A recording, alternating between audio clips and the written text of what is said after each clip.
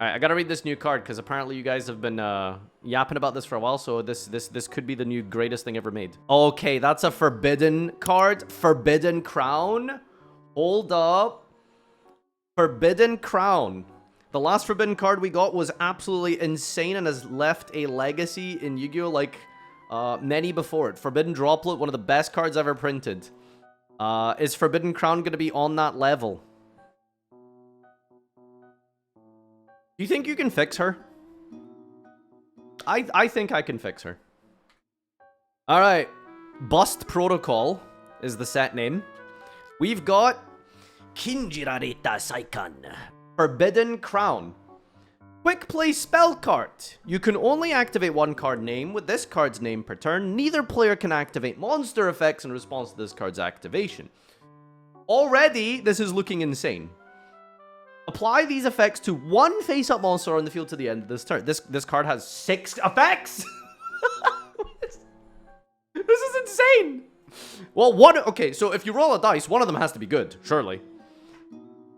So we can make one monster on the field, either ours or our opponent's, negated. We can negate we can stop it prevent it from attacking. We can prevent it from being destroyed.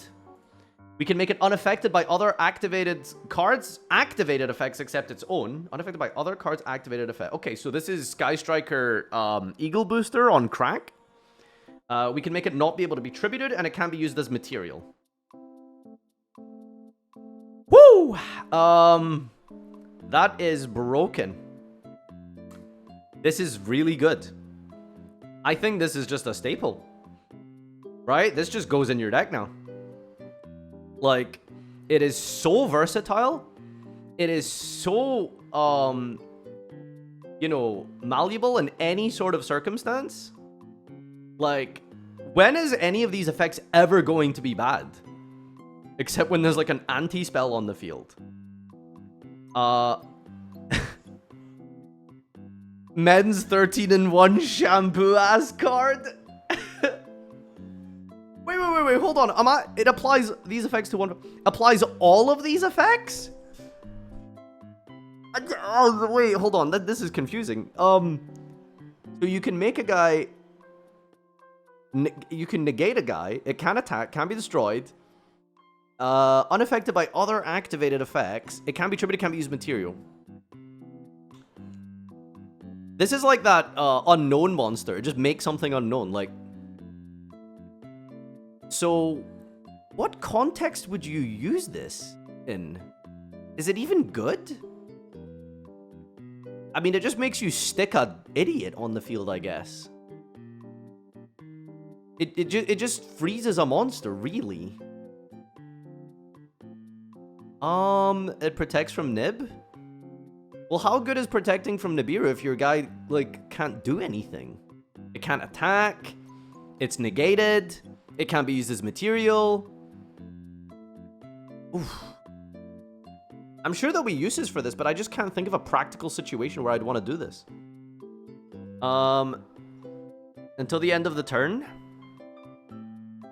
Well, yeah, but, like, what practical application are you giving this? Like, you're comboing off, you're doing some plays, your opponent, like, nibs you, you freeze one of your monsters, like, they're obviously gonna freeze you before you get to a good monster, so it's like, what monster are you really ending on for this?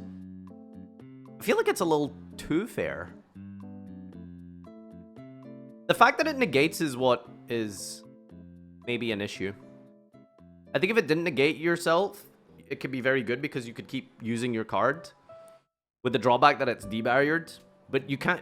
It debarriers your own monster and it negates it. And if you try use it offensively... Like, the best case scenario for this, I feel like, maybe, is like you're going first and you set this. And then you freeze your opponent's monster. They can't tribute it. They can't use it as material.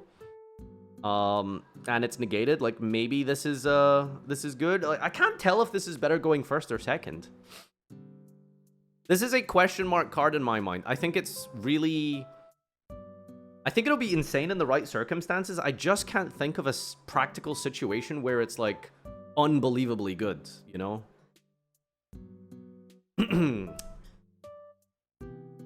It just pauses a whole monster for a turn, solid for first or second. It's a better imperm. I mean, it's not a better imperm. What are you talking about? Imperm can be used going second when it's not your turn. Like, what?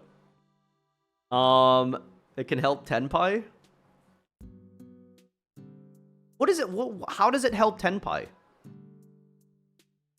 So, okay, so it's good in Tenpai because you can use it offensively. Because you can negate one of their guys, freeze it completely. It can't be used material. Like, you can, like, freeze a Masquerena, for example, hypothetically going second with Tenpai. And then it can be destroyed, but you just hit it really hard. So in a world where your opponent has, like, a small monster that has a really powerful effect that tries to do something, you can freeze it and then just punch it, like, multiple times. Like, that's a good use for it.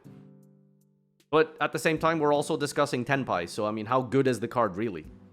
Right? That's kind of the thing I'm getting at here is, like, it feels... At first, I thought this was really versatile, but it also does somewhat feel quite niche. Alright, you know what's rough when we're talking about Gusto? They combined all the forbidden cards. Manifestation of Evil's coming. She thinks that because she's fallen, she has a chance at Morningstar's crown. Kleptomania, go! Kleptomania! He made the comment twice, just in case you didn't think it was funny the first time. Potentially a Genesis staple. Nah, easy 100 points. This is not 100 points. Following the theme of forbidden cards being based on items from Jesus' Passion, this is pretty likely based on the Crown of Thorns. Thank you. Excuse my ignorance, but isn't accept its own in the fourth bullet a redundancy over its effects negated?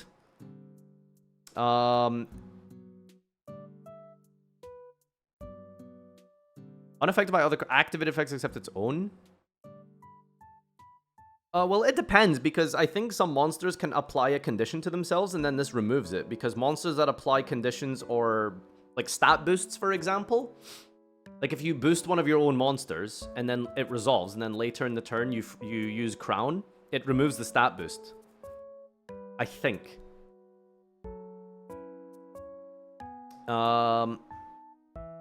Indestructible Baguska. But it negates the effects. It doesn't prevent activation. It doesn't negate the activated effect. The confusing card. Well, maybe not confusing is the word, but it's a peculiar card. I think it has a lot of potential. I'm not really seeing a situation where it's like, oh my god, yeah, no, this is crazy. Like, this is very good. Right? Like, it does have it's at first you read this, it seems insane, but it has a lot of drawbacks. Right? Like, oh, my guy's indestructible, but now I can't activate it. Oh, my opponent's monster is debarriered, but I also can't, like, you know, out it. You know, so there is, like, give and take with this. I really think this card is going to be mid or insane. It feels like there's no middle ground. Like, I think it's going to be, like, Spellbound, if you guys remember that card. Like, that card was, like, super good in, like, very specific scenarios, and people did cite it in some format. But for the most part, it was just, like, kind of bad. Like, that's kind of the vibe I'm getting for this. Mid is middle ground. Okay, I'm using Gen Z speak, alright? Mid just means bad. But yeah, I think this card is gonna be crazy good or just pretty subpar. Not terrible, but, like, just pretty underwhelming. And I think you'll have to play a lot of games to really figure out, like, which deck and which circumstance and which format and which scenario it's going to be insanely good. Because there will be situations where this is crazy. Like, don't get me wrong, that's the thing. You will find occasions and situations for this to be super good. It's just, what are they, right? So, we'll have to find out. Anyway, that's the new card. Enjoy the Forbidden Crown.